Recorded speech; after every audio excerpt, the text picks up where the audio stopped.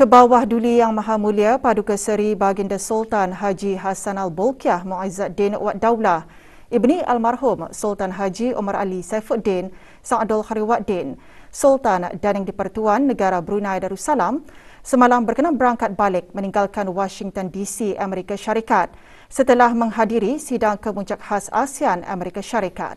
Berangkat mengiringi ke bawah Duli Yang Maha Mulia Paduka Seri Baginda Sultan dan Yang di-Pertuan Negara Brunei Darussalam ialah Duli Yang Teramat Mulia Paduka Seri Pangeran Muda Abdul Matin.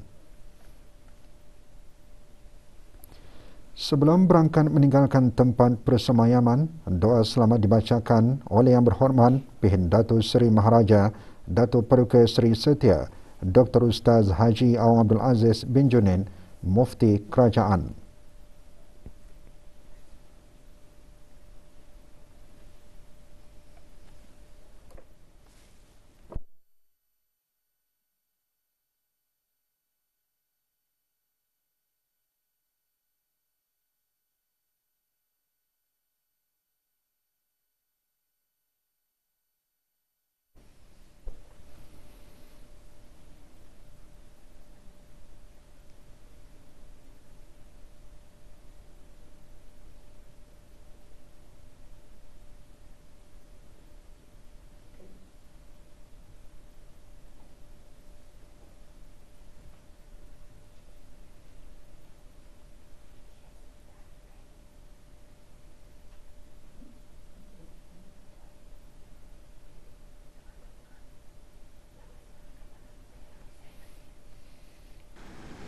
Berada di lapangan terbang bagi menyembahkan selamat berangkat ke hadapan majlis ke bawah Duli Yang Maha Mulia ialah Tuan Yang Terutama Datuk Paduka Haji Sarbini bin Haji Ali, Duta Besar Istimewa dan Mutlak Negara Brunei Darussalam ke Amerika Syarikat.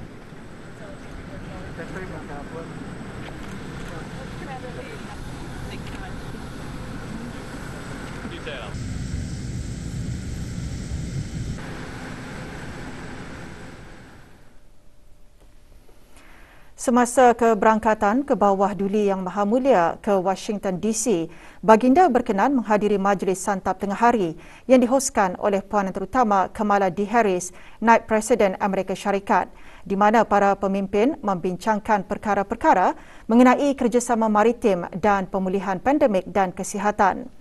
Ke bawah Duli Yang Maha Mulia bertitah agar ASEAN dan Amerika Syarikat terus komited kepada penglibatan yang aman melalui dialog dan perundingan melalui berbagai mekanisme yang dipimpin oleh ASEAN untuk memastikan rantau ini aman, stabil dan makmur. Seterusnya, Baginda berkenan menghadiri sidang kemuncak khas ASEAN Amerika Syarikat yang telah berlangsung di Department of State. Sesi plenari pertama telah dipengerusikan oleh Puan Terutama Naib Presiden Amerika Syarikat dan membincangkan mengenai tindakan iklim, transformasi tenaga bersih dan infrastruktur mampan.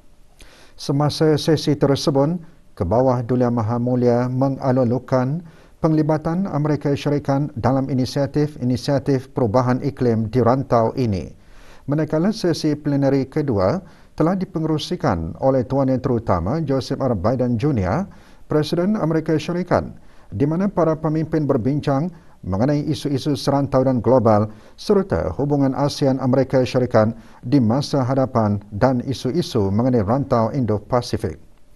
Pada sesi ini, ke bawah Duli Yang Maha Mulia mengalulukan pembaharuan komitmen Amerika Syarikat kepada ASEAN dan menzahirkan keyakinan bahawa hubungan ASEAN Amerika Syarikat akan terus maju menuju ke arah masa depan yang aman, makmur dan penuh dengan peluang di bawah kepimpinan Presiden Amerika Syarikat. Pada sidang kemuncak khas ini, ASEAN-US Special Summit Joint Vision Statement telah diluluskan. Ke bawah Duli Yang Maha Mulia Paduka Seri Baginda Sultan Haji Hassan Al-Bolkiah Muizzuddin Wad Daulah, Ibni Almarhum Sultan Haji Omar Ali Saifuddin Sa'adul Khairuddin, Sultan dan Yang di-Pertuan Negara Brunei Darussalam, telah berkenan menghantar titah perutusan tahniah kepada His Highness Sheikh Muhammad bin Zayed Al Nahyan, Presiden Emirat Arab Bersatu dan Pemerintah Abu Dhabi Emirat Arab Bersatu, sempena dengan pelantikannya sebagai Presiden Emirat Arab Bersatu dan Pemerintah Abu Dhabi Emirat Arab Bersatu yang baharu. Yang Teramat Mulia Paduka Seri Pangeran Anak Puteri Fadzila Lubabul Bolkiah binti Kebawah Duli Yang Maha Mulia Paduka Seri Baginda Sultan Haji Hassanal Bolkiah Muizzaddin Wad Daulah berkenan berangkat ke sesi pemilihan skuad bola jaring kebangsaan bagi kejohanan bola jaring Asia ke-12 selaku ahli panel pemilihan. Sesi diadakan di Sekolah Sukan pagi tadi. Pemilihan skuad tersebut adalah bagi memantapkan lagi persediaan para Persatuan Bola Jaring Negara Brunei Darussalam BNA dalam kejohanan berkenaan yang akan berlangsung di Singapura. Pendaftaran bagi pemilihan kali ini telah dibuka secara dalam talian selama 5 hari dengan 100 penyertaan diterima.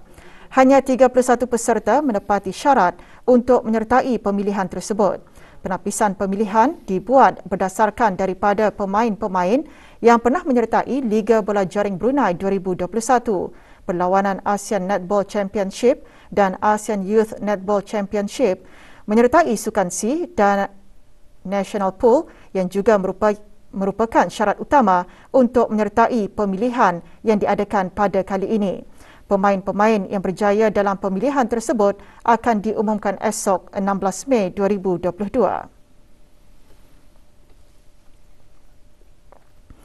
824 dos pertama vaksin telah diberikan kepada kanak-kanak berumur 5 hingga 11 tahun pada 14 Mei 2022 yang membawa jumlah keseluruhan pemberian vaksin dos pertama kepada 31,933 dos, iaitu 74.4%.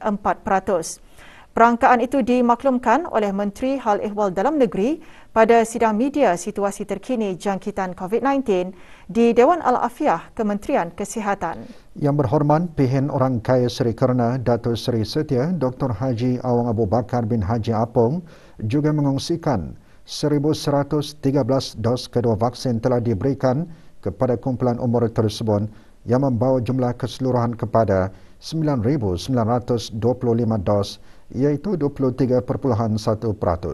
Dalam pada itu, liputan bagi penduduk negara ini yang telah menerima 3 dos vaksin adalah 68.4%. 248 kes baru telah dilaporkan, iaitu 245 kes hasil ujian ART dan 3 kes adalah hasil dari 352 ujian makmal RT-PCR.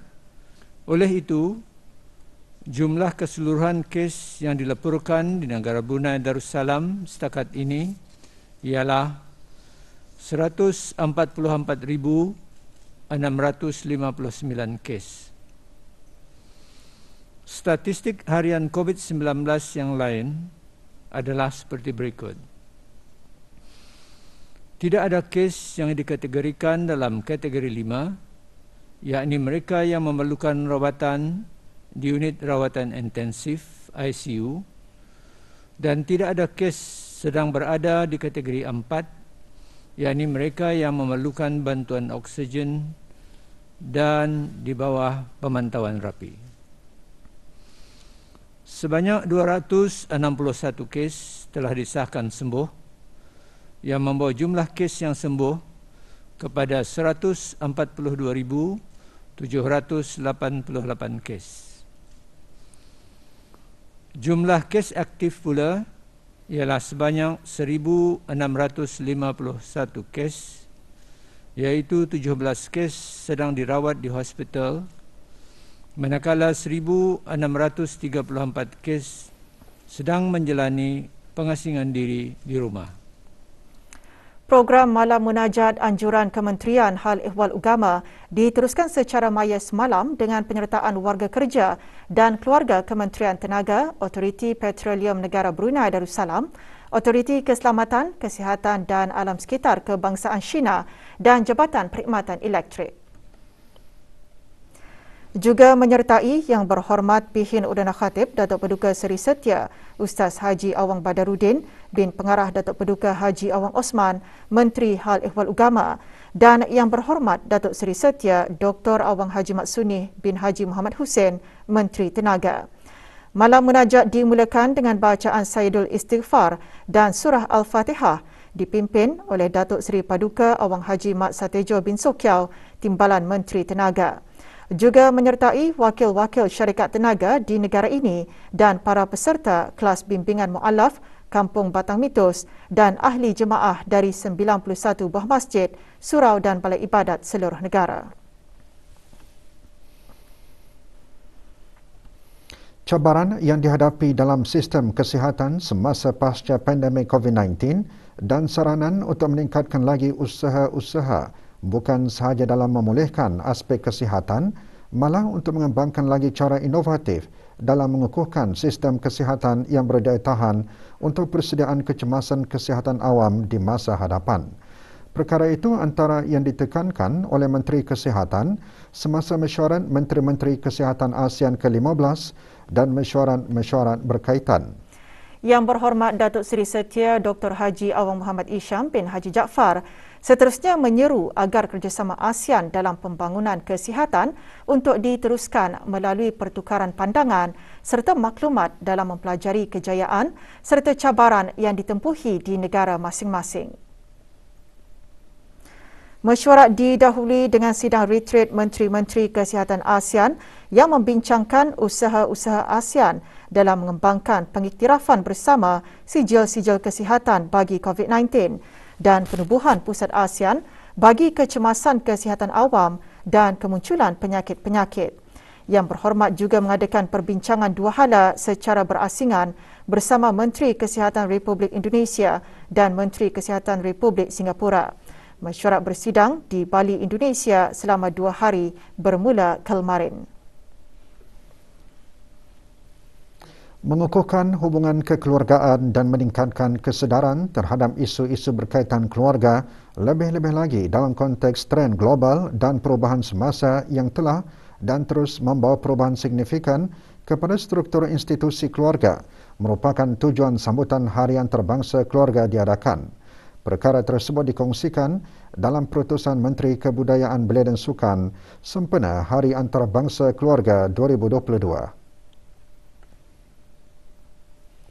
Tema Hari Antarabangsa Keluarga tahun ini, Families and Urbanization, secara khususnya bertujuan untuk meningkatkan kesedaran terhadap pentingnya dasar pembandaran yang mapan dan mesra keluarga.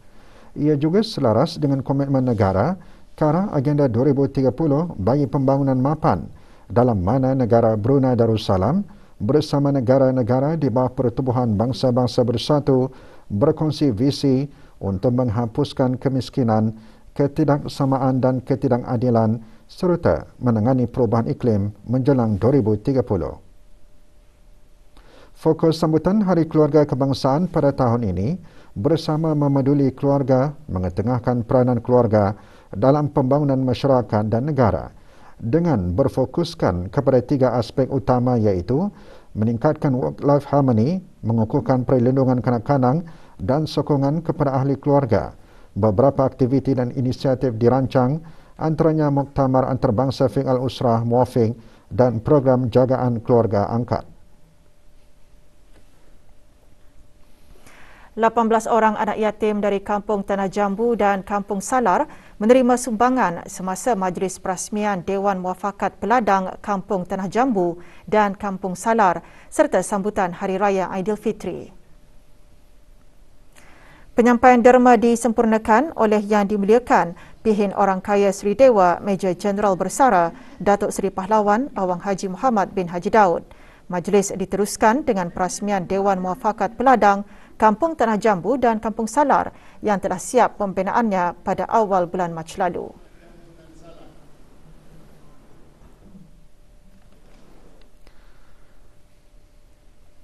Laporan Rancangan Strategik 10 Tahun Persekutuan Pengangkat Negara Brunei Darussalam PPNBD serta laporan kegiatan sepanjang tahun persekutuan berkenaan dibincangkan semasa mesyuarat agung dan pemilihan ahli Majlis Pengangkat Kebangsaan tahun 2022.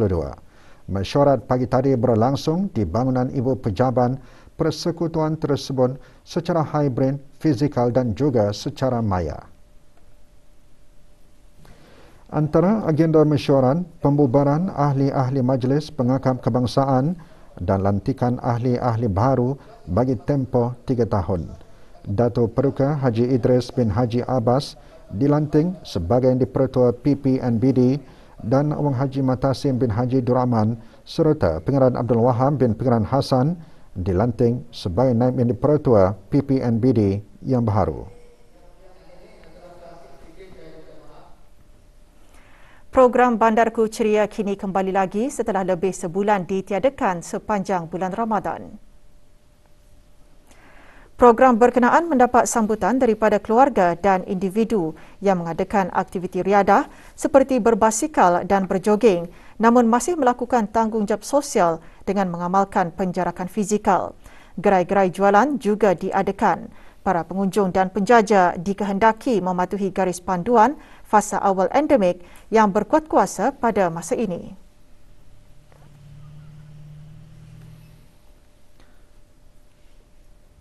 Lima belas usahawan tempatan menyertai jualan selama 2 hari yang dianjurkan oleh Kompleks Membeli Belah Mabuhay. Jualan meliputi barangan tempatan dan luar negara yang juga dijual secara dalam talian. Aktiviti seumpamanya diharap dapat meningkatkan hasil pendapatan para usahawan. Most of our vendors are usually first-timers also, so they come here, they want to showcase to customers, we give them the exposure, we have a bit of a large target audience here, and yeah, it's basically to just help all of the local entrepreneurs. Projek kempen derma darah anjuran Klub Komuniti Belia Transformasi KKBT Pusat Belia bertujuan membentuk kesedaran belia akan kepentingan dan kebaikan menderma darah. 40 penderma mengikuti kempen tersebut yang dibukakan kepada orang awam. Projek dikendalikan oleh Biro Riadah dan Kesihatan KKBT dengan kerjasama Pusat Pendermaan Darah, Hospital Raja Isteri Pengiraan Anak Saleha dan disokong oleh Jabatan Belia dan Sukan.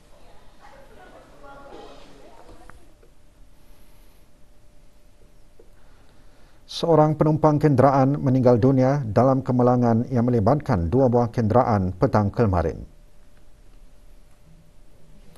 Insiden berlaku di kawasan lampu isyarat Telanai. Kenderaan berkenaan dipercayai merempuh kenderaan lain yang sedang menuju dari Jalan Brebi hala ke Jalan Jangsang. Pemandu dalam perjalanan ke Hospital Raja Isteri Pengiraan Anak Soleha bagi membawa mangsa yang berusia 50 tahun sedang dalam keadaan kecemasan. Berita sukan. Negara Brunei Darussalam amat berbangga atas pencapaian atlet wushu negara yang berjaya meraih pingat emas pertama negara di Sukan Asia Tenggara ke-31 Vietnam. Ia diharap dapat menjadi contoh kepada atlet negara yang lain. Perkara tersebut dijelaskan oleh Yang Berhormat Major Jeneral Bersara Datuk Paduka Seri Awang Haji Aminuddin Ehsan bin Pihin Orang Kaya Saiful Mulung Datuk Seri Paduka Haji Abidin, Menteri Kebudayaan Belia dan Sukan semasa menyambut kepulangan kontingen negara Brunei Darussalam yang bertanding dalam Sukan Pencak Silat di Sukan C ke-31. Kita yakin bahawa atlet negara kita mampu untuk memperoleh pingat yang lebih daripada 1 emas di masa-masa yang akan datang lagi. Terus berjuang kepada atlet-atlet negara, kita percaya bahawa ini adalah satu perjuangan yang mampu diraih di kejohanan-kejohanan yang akan datang. Atlet silat negara semasa ditemui mengongsikan kunci kejayaan dan cabaran semasa menyertai Sukan C ke-31. Kunci kejayaan ialah satu, restu dari kedua orang tua sendiri dan kepercayaan dari teammate sendiri, sokongan dari orang luar dan akhir sekali tawakal kepada Allah. Setelah berusaha, sudah kan hampir perlawanan itu, kami akan tahu knockout sistem baru. Kunci kejayaan saya ialah hanya satu saja, iaitu niat, dan saya ini pun kira baru pertama kali saya mengikuti SEA Games dan saya ingin membuatkan yang terbaik. Sementara itu, kontingen negara bagi sukan karate berlepas ke Vietnam pagi tadi bagi menyertai kejohanan Sukan C ke-31. Berada di lapangan terbang antarabangsa Brunei bagi mengucapkan selamat berlayar, Yang Berhormat Major Jeneral Bersara Datuk Paduka Seri Awang Haji Aminuddin Ehsan bin Pihin Orang Kaya Saiful Muluk, Datuk Seri Paduka Haji Abidin, Menteri Kebudayaan Belia dan Sukan. Juga hadir Pengiran Muhammad Amir Rizal bin Pengiran Haji Mahmud, Setiausaha Tetap Pentadbiran Kewangan dan Estet, Kementerian Kebudayaan Belia dan Sukan.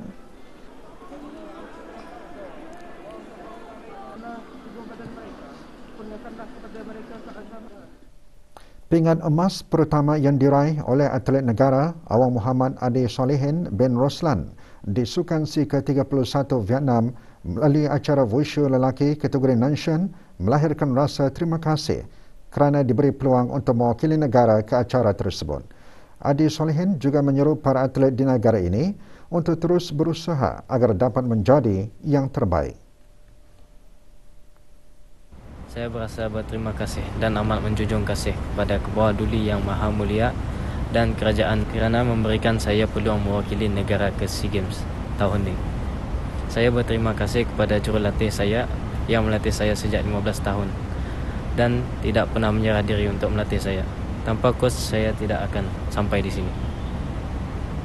Dan terima kasih kepada rakan teammate saya yang sentiasa berjuang bersama-sama saya dan selalu memberikan saya semangat yang tinggi. Tidak lupa kepada ibu bapa saya dan abang-abang saya yang memberikan sokongan kepada saya sejak saya mula menceburi sukan wushu ini.